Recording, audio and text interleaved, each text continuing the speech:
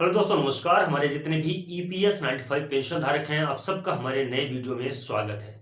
दोस्तों, काफी महत्वपूर्ण टॉपिक लेके मैं आया हूं। एकदम खुशखबरी भरा मैसेज है जो ईपीएस 95 पेंशन धारकों के लिए।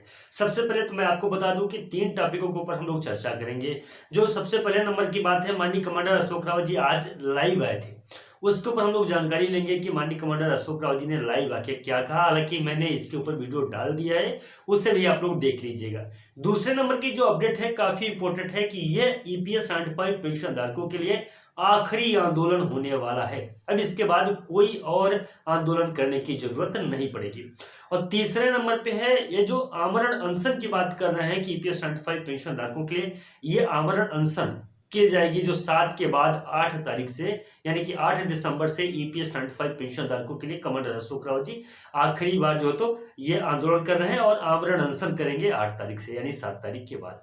दोस्तों, उसी को हम लोग चर्चा करेंगे। सबसे बड़ी खुशखबरी की बात है कि इस बार यह है कि जब तक ईपीएस 95 पेंशन धारकों को पेंशन की राशि मुहैया नहीं हो जाएगी, तब तक कमांडर अशोक रावत जी अब वापस आने वाले नहीं हैं दिल्ली से। उन्होंने अपने भाषण में इसको क्लियर कर दिया है कि समस्त ईपीएस 95 पेंशन धारक आप जान ले कि दिल्ली से मैं वापस आने वाला नहीं हूं जब तक मुझे पेंशन की राशि मिल नहीं जाती है। हमारे साथ में जितने ईपीएस 95 पेंशन धारक हैं, तकरीबन 65 से 75 लाख ईपीएस 95 पेंशन धारक हैं। जब तक उन सभी पेंशनर्स को पेंशन की राशि नहीं मिल जाती है, यानी कि कुल मिला के जो प्रमुख 4 सूत्री मांगे हैं राष्ट्रीय संघर्ष समिति की टीम का और राष्ट्रीय संघर्ष समिति के द्वारा जो प्रमुख 4 सूत्री मांगे रखी गई हैं, जब तक उन प्रमुख 4 सूत्री मांगों को पूर्ण नहीं किया जाएगा, तब तक कमांडर अशोक रावत जी अब वापिस आने वाले नहीं है।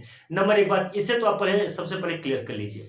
दूसरे नंबर की बात जो हम लोग करने वाले थे कि ये ईपीएस 95 पेंशन धारकों के लिए आखिरी आंदोलन हो सकता है। इसके पहले बहुत सारे आंदोलन माननीय कमांडर अशोक रावत जी ने किया। बहुत सारे आंदोलन जो तो तहसील स्तर से लेके राष्ट्रीय स्तर तक आंदोलन किए जा चुके हैं और बहुत सारे मंत्री मिनिस्टर विधायकों के साथ मिलना जुलना भी उनका हमेशा लगा रहता है, ज्ञापन देना लगा रहता है। लेकिन ये आखिरी बार, क्योंकि अब इसके बाद आमरण अनशन पे बैठेंगे और आमरण अनशन का मतलब ये होता है कि अगर या तो मांगे पूर्ण हो या तो फिर वो अपने देह का त्याग करेंगे। कुछ इस प्रकार से ऐसा कुछ जानकारी है। तो अगर ऐसा है और सच में इस प्रकार की बातें हैं, तो ये यकीन मानिए कि सच में ईपीएस 95 पेंशन धारकों के लिए ये आखिरी जो तो बार हो सकता है कि आखिरी जो यहाँ पे आंदोलन हो सकता है दिल्ली ईपीएस 95 पेंशन धारकों के लिए।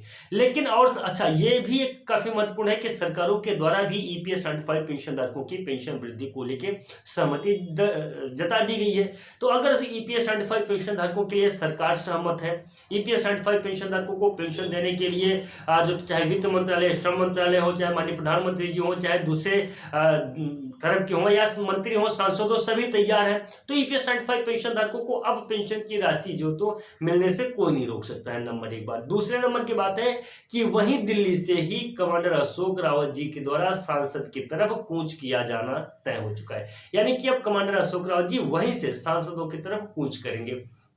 तो ये भी एक जो तो काफी इंपॉर्टेंट बात है जो ईपीएस 95 पेंशन धारकों के लिए है।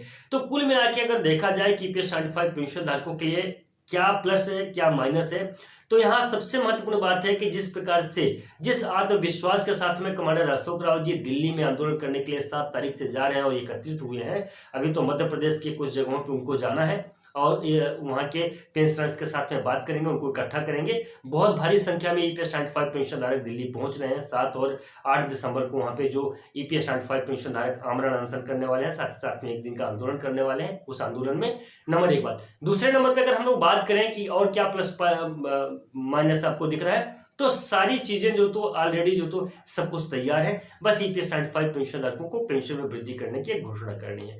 ईपीएफओ की तरफ से तुरंत के तुरंत जो तो आ सकते हैं अभी हाल ही फिलहाल में जो तो कि किस फार्मूले के आधार पे ईपीएस 95 पेंशन धारकों को पेंशन की राशि दी जाएगी। तो दोस्तों, उम्मीद करता हूं कि ये वीडियो आपको अच्छा लगा होगा। अगर वीडियो अच्छा लगा हो और आप अपने स्तर से क्या सोचते हैं तो हमें कमेंट में जरूर बताइएगा। बाकी दोस्तों, उम्मीद करता हूं कि ये आखिरी ही ईपीएस 95 पेंशन धारकों की जर्नी हो दिल्ली के लिए और आखिरी जो तो ये बैठक हो, आखिरी आंदोलन हो और इसके बाद ईपीएस 95 पेंशन धारकों की पेंशन में वृद्धि हो जाए।